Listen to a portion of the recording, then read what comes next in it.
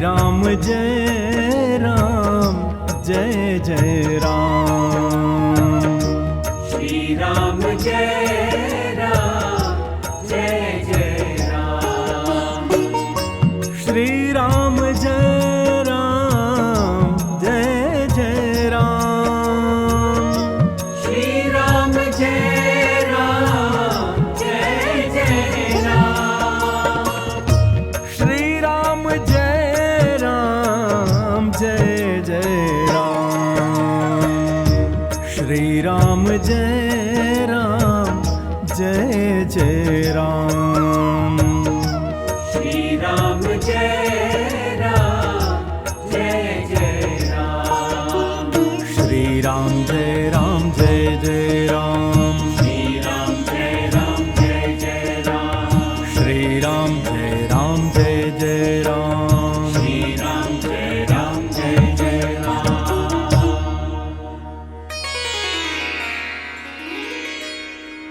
श्री सीतारामचंद्राभ्याम नमः।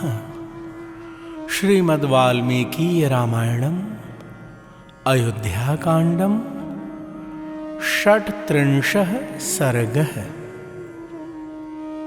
राजा दशरथ का श्री राम के साथ सेना और खजाना भेजने का आदेश, कैकेयी द्वारा इसका विरोध, सिद्धार्थ का कैकेयी को समझाना तथा राजा का श्री राम के साथ जाने की इच्छा प्रकट करना। इन प्रसंगों को भाव और श्रद्धा से श्रवण कीजिए। जय सिया राम।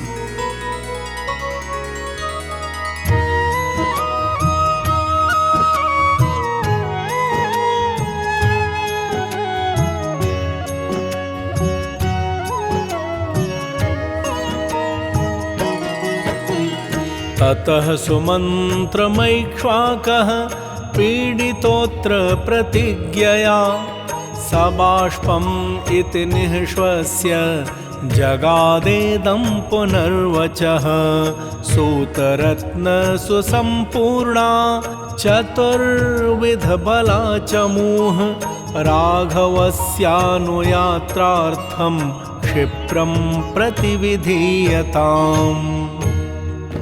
प्रभु प्रेमियों, पिछले सर्ग में आप सबने श्रवण किया कि सुमंत्र की बातों का किसी प्रकार का कोई प्रभाव कैकेयी पर नहीं पड़ा। तब इक्ष्वाकु कुल नंदन राजा दशरथ वहां अपनी प्रतिज्ञा से पीड़ित हो आंसू बहाते हुए लंबी सांस खींचकर सुमंत्र से फिर इस प्रकार बोले। सूत, तुम शीघ्र ही रत्नों से भरी पूरी चतुरंगिणी सेना को श्री राम के पीछे पीछे जाने की आज्ञा दो। रूपा जीवाश्च वादिन्यो वणिजश्च महाधनाः शोभयन्तु कुमारस्य वाहिनीः सुप्रसारिताः। ये चैनम् उपजीवन्ति रमते यैष वीर्यतः तेषां बहुविधं दत्त्वा तानप्यत्र नियोजय। प्रभु प्रेमियों, महाराज दशरथ ने कहा, हे सुमंत, रूप से आजीविका चलाने और सरस वचन बोलने वाली स्त्रियां तथा महाधनी एवं विक्रय योग्य द्रव्यों का प्रसारण करने में कुशल वैश्य राजकुमार श्री राम की सेनाओं को सुशोभित करें, जो श्री राम के पास रहकर जीवन निर्वाह करते हैं तथा जिन मल्लों से ये उनका पराक्रम देखकर प्रसन्न रहते हैं, उन सब को अनेक प्रकार का धन देकर उन्हें भी इनके साथ जाने की आज्ञा दे दो। आयुधानि च मुख्यानि नागराः शकटानि च अनुगच्छन्तु काकुत्स्थं व्याधाशारण्यको विदाः निघ्नन् मृगान् कुञ्जरांश्च पिबंशारण्यकं मधु नदीश्च विविधाः पश्यन् न राज्यं संस्मरिष्यति। प्रभु प्रेमियों, महाराज कह रहे हैं, मुख्य आयुध नगर के निवासी छकड़े तथा वन के भीतरी रहस्य को जानने वाले व्याध ककुत्स कुलभूषण श्री राम के पीछे पीछे जाएं। वे रास्ते में आए हुए मृगों एवं हाथियों को पीछे लौटाते, जंगली मधु का पान करते और नाना प्रकार की नदियों को देखते हुए अपने राज्य का स्मरण नहीं करेंगे। धान्य कोशश्च यः कश्चित् धन कोशश्च मामकः तौ रामम् अनुगच्छेतां वसन्तं निर्जने वने यजन् पुण्येषु देशेषु विसृजंशाप्तदक्षिणाः ऋषिभिश्चापि संगम्य प्रवत्स्यति सुखं वने। प्रभु प्रेमियों, महाराज दशरथ कह रहे हैं, सुमंत, श्री राम निर्जन वन में निवास करने के लिए जा रहे हैं, अतः मेरा खजाना और अन्न भंडार ये दोनों वस्तुएं इनके साथ जाएं। ये वन के पावन प्रदेशों में यज्ञ करेंगे, उनमें आचार्य आदि को पर्याप्त दक्षिणा देंगे तथा ऋषियों से मिलकर वन में सुखपूर्वक रहेंगे। भरतश्च महाबाहुः अयोध्यां पालयिष्यति सर्वकामैः पुनः श्रीमान् रामः संसाध्यताम् इति एवं ब्रुवति काकुत्स्थे कैकेय्या भयमागतं मुखं चाप्यगमच्छोषं स्वरश्चापि व्यरोध्यत। प्रभु प्रेमियों, महाराज दशरथ कह रहे हैं, महाबाहु भरत अयोध्या का पालन करेंगे, श्रीमान राम को संपूर्ण मनोवांछित भोगों से संपन्न करके यहाँ से भेजा जाए। प्रेमी जनों, जब महाराज दशरथ ऐसी बातें कहने लगे तब कैकेयी को बड़ा भय हुआ, उसका मुंह सूख गया और उसका स्वर भी रुंध गया।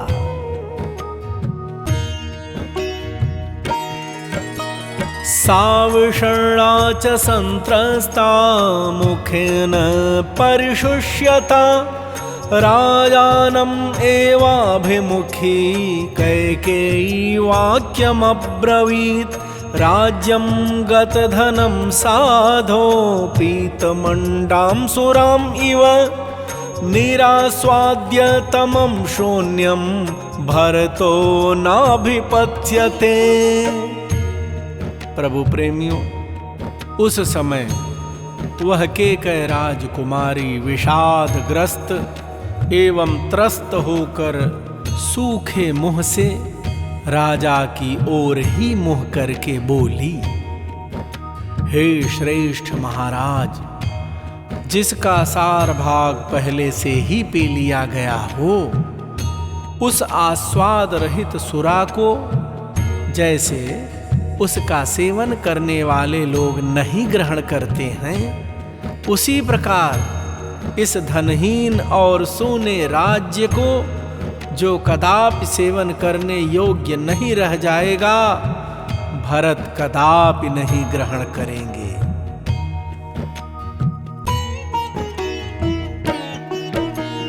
कैकेय्यां मुक्तलज्जायां वदन्त्याम् अतिदारुणं राजा दशरथो वाक्यम् उवाचायत लोचनां वहन्तं किं तुदसि मां नियुज्य धुरिमाहिते अनार्ये कृत्यमारब्धं किं न पूर्वम् उपारुधः। प्रभु प्रेमियों, कैकेयी लाज छोड़कर जब वह अत्यंत दारुण वचन बोलने लगी, तब राजा दशरथ ने उस विशाल लोचना कैकेयी से इस प्रकार कहा। अनार्ये, अहितकारिणी, तू राम को वनवास देने के दुर्वह भार में लगाकर जब मैं उस भार को ढो रहा हूं, उस अवस्था में क्यों अपने वचनों का चाबुक मार कर मुझे पीड़ा दे रही है? इस समय जो कार्य तूने आरंभ किया है, अर्थात श्री राम के साथ सेना और सामग्री भेजने में जो प्रतिबंध लगाया है, इसके लिए तूने पहले ही क्यों नहीं प्रार्थना की थी? अर्थात पहले ही यह क्यों नहीं कह दिया था कि श्री राम को अकेले वन में जाना पड़ेगा, उनके साथ सेना आदि सामग्री नहीं जा सकती।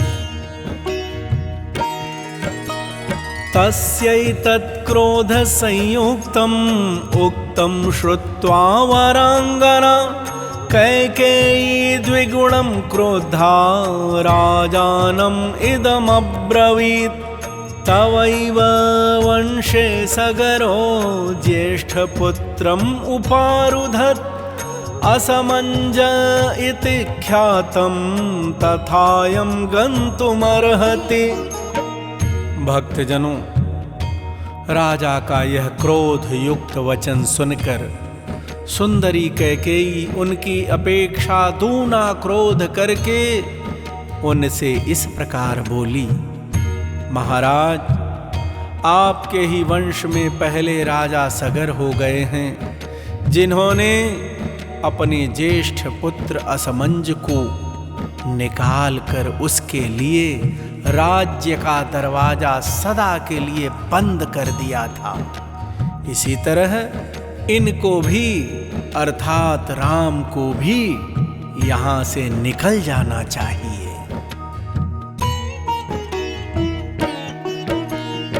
एवमुक्तोऽधिगित्येव राजा दशरथो ब्रवीत्।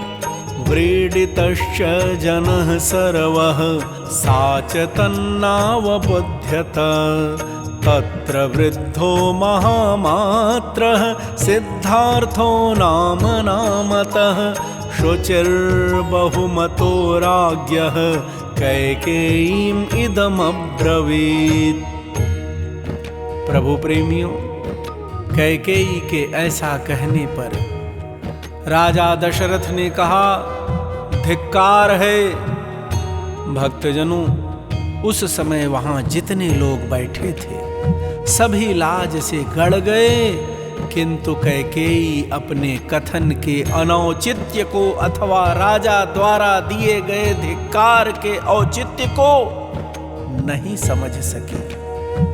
उस समय वहां राजा के प्रधान और वयोवृद्ध मंत्री सिद्धार्थ बैठे थे। वे बड़े ही शुद्ध स्वभाव वाले और राजा के विशेष आदरणीय थे। उन्होंने कैकेयी से इस प्रकार कहा, असमंजो गृहीत्वा तु क्रीडतः पथिदारकान् सरैवां प्रक्षिपन्नप्सु रमते तेन दुर्मतिः। तं दृष्ट्वा नागराः सर्वे क्रुद्धा राजानमब्रुवन् असमंजं वृणीष्वैकम् अस्मान् वा राष्ट्रवर्धन। प्रभु प्रेमियों, मंत्री सिद्धार्थ जी ने कहा, देवी कैकेयी, असमंज बड़ी दुष्ट बुद्धि का राजकुमार था। वह मार्ग पर खेलते हुए बालकों को पकड़कर सरयू के जल में फेंक देता था और ऐसे ही कार्यों से अपना मनोरंजन करता था। उसकी यह करतूत देखकर सभी नगर निवासी कुपित हो राजा सगर के पास जाकर बोले,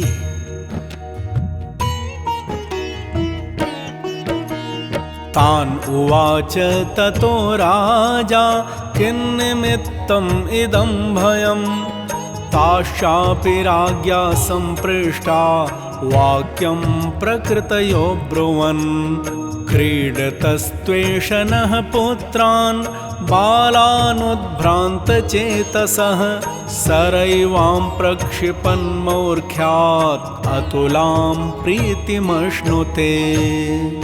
प्रभु प्रेमियों, नगर निवासियों के कहने पर राजा ने उनसे पूछा, तुम्हें असमंज से किस कारण भय हुआ है? राजा के पूछने पर उन प्रजाजनों ने यह बात कही, महाराज, यह हमारे खेलते हुए छोटे छोटे बच्चों को पकड़ लेते हैं और जब वे बहुत घबरा जाते हैं तब उन्हें सरयू में फेंक देते हैं। मूर्खतावश ऐसा करके इन्हें अनुपम आनंद प्राप्त होता है। सतासां वचनं श्रुत्वा प्रकृतीनां नराधिपः तं तज्जाहितं पुत्रं तासां प्रियचिकीर्षया तं यानं शीघ्रमारोप्य सभार्यं सपरिच्छदं यावज्जीवं विवास्योऽयम् इति तानन्वशात् पिता। प्रभु प्रेमियों, उन प्रजाजनों की वह बात सुनकर राजा सगर ने उनका प्रिय अर्थात प्रजाजनों का प्रिय करने की इच्छा से अपने उस अहितकारक दुष्ट पुत्र को त्याग दिया। पिता ने अपने उस पुत्र को पत्नी और आवश्यक सामग्री सहित शीघ्र रथ पर बिठाकर अपने सेवकों को आज्ञा दी कि इसे अर्थात असमंज को जीवन भर के लिए राज्य से बाहर निकाल दो।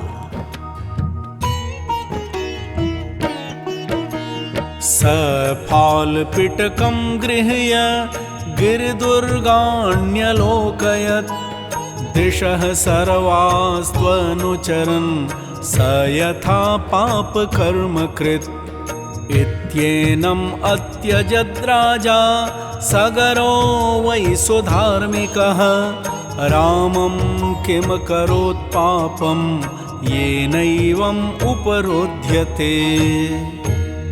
प्रभु प्रेमियों, असमंज ने फाल और पिटारी लेकर पर्वतों की दुर्गम गुफाओं को ही अपने निवास के योग्य देखा और कंद आदि के लिए वह संपूर्ण दिशाओं में विचरने लगा।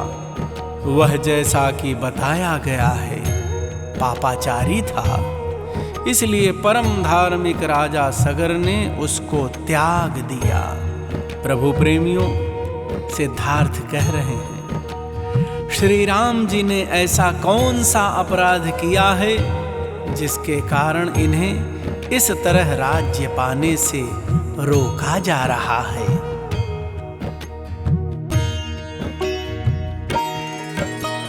नहि कंचन पश्यामो राघवस्यागुणं वयं दुर्बलो ह्यस्य निरयः शशाङ्कस्येव कल्मषम् अथवा देवि त्वं कञ्चित् दोषं पश्यसि राघवे तमद्य ब्रूहि तत्त्वेन तदा रामो विवास्यते।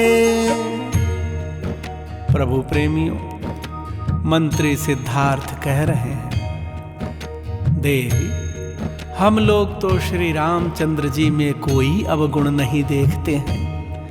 जैसे शुक्ल पक्ष की द्वितीया के चंद्रमा में मलिनता का दर्शन दुर्लभ है, उसी प्रकार इनमें कोई पाप या अपराध ढूंढने से भी नहीं मिल सकता।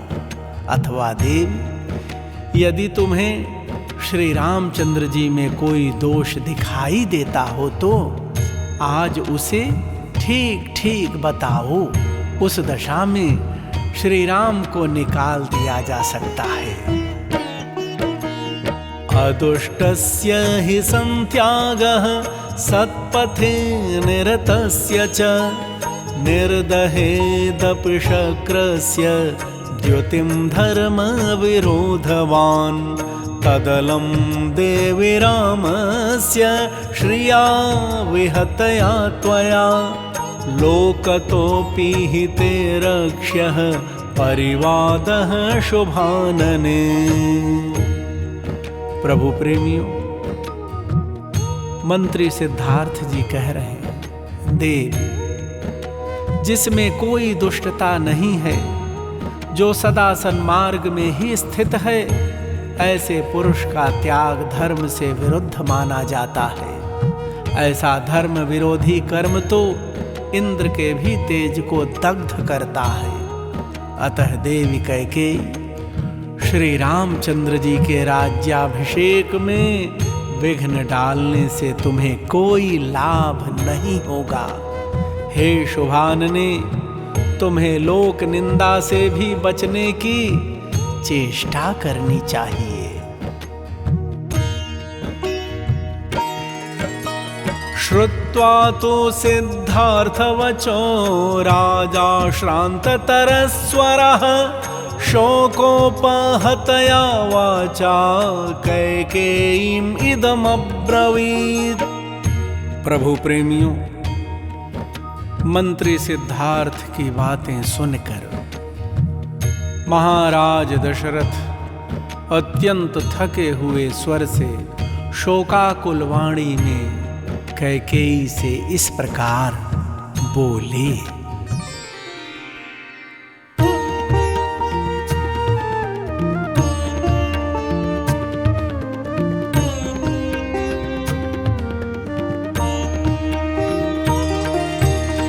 एतद्वचो नेच्छसि पाप रूपे हितं न जानासि ममात्मनोऽथवा आस्थाय मार्गं कृपणं कुचेष्टा चेष्टा हि ते साधुपथादपेता। प्रभु प्रेमियों, महाराज दशरथ ने कहा, हे पापिनी, क्या तुझे यह बात नहीं रुचि? तुझे मेरे या अपने हित का भी बिल्कुल ज्ञान नहीं है, तो दुखद मार्ग का आश्रय लेकर ऐसी कुचेष्टा कर रही है। तेरी यह सारी चेष्टा साधु पुरुषों के मार्ग के विपरीत है। अनोव्रजष्याम्यहमाद्य रामं राज्यं परित्याज्य सुखं धनं च सर्वे च राज्ञा भरतेन च त्वं यथा सुखं भुङ्क्ष्व चिराय राज्यम्। प्रभु प्रेमियों, महाराज दशरथ कह रहे हैं, कैकेयी, अब मैं भी यह राज्य, धन और सुख छोड़कर श्री राम के पीछे चला जाऊंगा। ये सब लोग भी उन्हीं के साथ जाएंगे। तू अकेली राजा भरत के साथ चिरकाल तक सुखपूर्वक राज्य भोगती रह। इत्यार्षे श्रीमद् रामायणे वाल्मीकीये आदि काव्ये अयोध्याकाण्डे 38 सर्गः। इस प्रकार श्री वाल्मीकि निर्मित आर्ष रामायण आदि काव्य के अयोध्या कांड में 36वां सर्ग पूरा हुआ। भगवान श्री सीताराम सरकार आप सभी भक्तों का सदा सर्वदा कल्याण करें। आप सभी प्रभु प्रेमियों को प्रेम प्रकाश दुबे का सादर जय सिया राम। श्री राम जय राम जय जय राम। श्री राम जय राम जय जय राम। श्री राम जय राम जय जय राम। श्री राम जय राम जय जय राम। श्री राम जय राम जय जय राम। श्री राम जय राम जय जय राम। श्री राम जय राम जय जय राम। श्री राम जय राम जय जय राम। श्री राम जय राम जय जय राम। श्री राम जय राम जय जय राम। श्री राम जय राम जय जय राम। श्री राम जय राम जय जय राम। श्री राम जय राम जय जय राम। श्री राम जय राम जय जय राम। श्री राम जय राम जय जय राम। श्री राम